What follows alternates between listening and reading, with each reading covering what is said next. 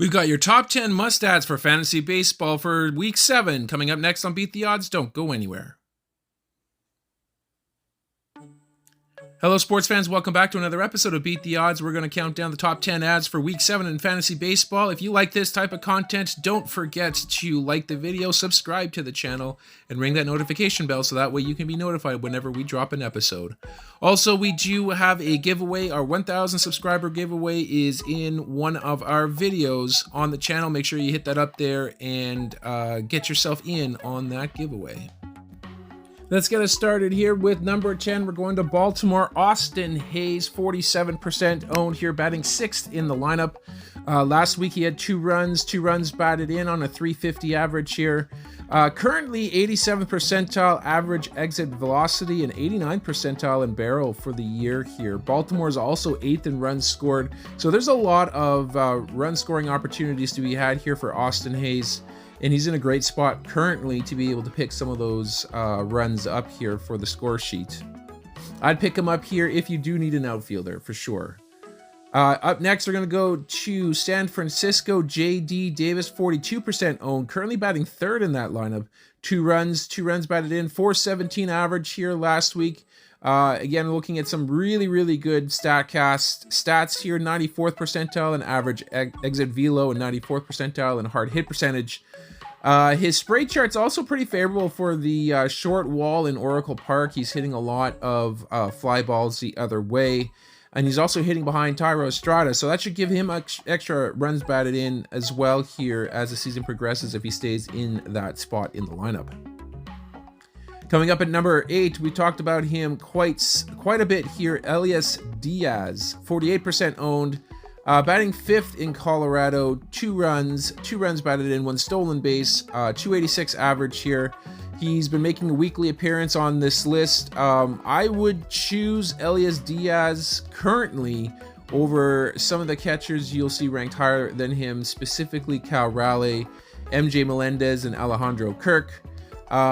Diaz is in a great spot in the lineup and he plays in Colorado. So guys, go ahead and pick him up here. You won't be disappointed. At number 7, we are going to go to Washington. Joey Meneses, 53% owned, batting cleanup. 6 runs, 1 homer, 7 runs batted in. 385 average here. His StatCast is starting to turn favorable there for him as well. 89th percentile in hard hit percentage, and he's starting to heat up a little bit after a middling start to the season. He does need to draw more walks. We haven't really seen a whole lot of walks coming out of his lineup scores here, but he should be productive for his team in that cleanup spot going forward here. Let's go to Baltimore again, looking at a pitcher. Tyler Wells, 50% owned. This past week he had 5 innings pitched, 4 strikeouts, 1.8 ERA, 0.8 whip. He's had some great games against some high-powered offenses in Texas, Baltimore, and Atlanta. And he's got a 169 opponent's batting average. He's not inducing a whole lot of contact, and he's got 0.78 whip on the season. These are elite numbers. He's not going to strike out a whole bunch of guys, so don't go chasing that with Tyler Wells. But if you need some really good ERA and whip numbers with the chance of some handfuls of wins on a surprising Baltimore team, Tyler Wells is your guy. Let's go to number 5, Ezekiel Duran, 57% owned, 5 runs, 1 homer, 3 runs batted in, 276 average. Duran's not a patient hitter. He doesn't walk a whole lot, chases pitchers outside of the zone. And, he is also in the top 10% in hard hit percentage and in sprint speed. So take the good with the bad on this one here. He is going to be potentially a major star, putting up some big 5 category stats for your league if you get him on your team. Let's go to number 4, Christopher Morel, 60% owned, kind of batting all over the lineup here. He spent some time leading off here as well. 3 runs, 2 homers, 5 runs batted in, 1 stolen base, 462 average. So far since his call-up, his average exit velocity has been 94.4 miles per hour. He's going to continue to hit wherever they feel like slotting him in the lineup. And he's going to be in that lineup for as long as Nico Hoerner is out. Christopher Morel will toss in a few stolen bases, but don't expect him to do that at a high percentage. He's not exactly the best base stealer out there. Going to number 3, Bailey Ober, 55% owned. His week last week saw him post 6 innings with 6 strikeouts, 4.5 ERA, 1 whip.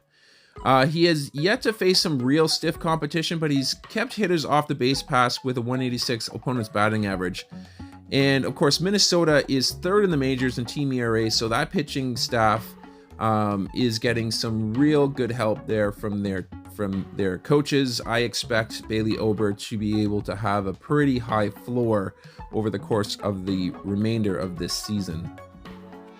Up next, we are going to go to New York at number 2, Harrison Bader, 63% owned. Last week he posted 7 runs, 2 homers, 8 runs batted in. He's kind of batting 5th right now in that lineup, 5th or 6th in the New York Yankees lineup here. 478 average as well. Now he is in the 91st percentile for sprint speed, and he currently hasn't logged a stolen base yet, so you can expect that those numbers are going to come here pretty soon.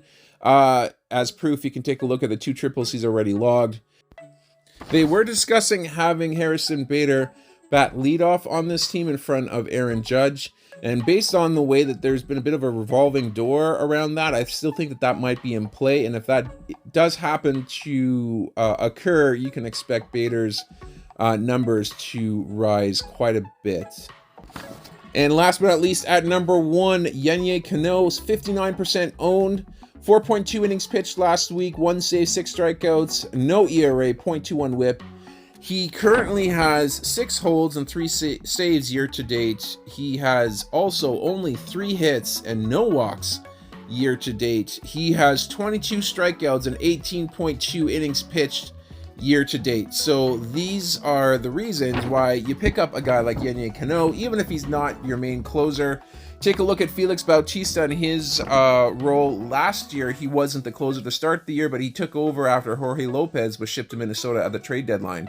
I believe the way that Cano is pitching, if Baltimore happens to falter, he could be easily next in line for that closer spot. And that's going to do it here for this episode. I hope you guys enjoyed it here. If you did, please leave a like on the video and, of course, subscribe to the channel so that way you don't miss one of our episodes. But that's going to do it for us for now. We're going to sign off, but we will catch you guys on our next episode.